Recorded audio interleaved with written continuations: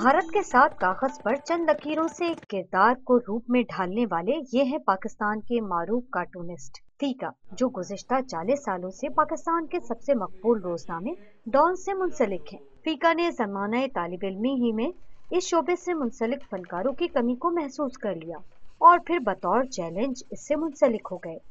Caricature and cartoon की ज़रूरत तो है, और अखबार में बगैर कार्टून के अखबार अच्छा नहीं लगता।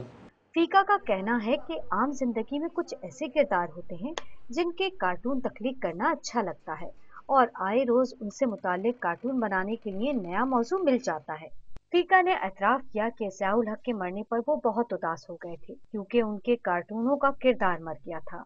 कार्टूनिस्ट इस बात पर भी नाला है कि पाकिस्तान में आर्टिस्टों की कमी नहीं, लेकिन कोई प्लेटफॉर्म या इदारा नहीं जहां कार्टून की तरबियत की जाए।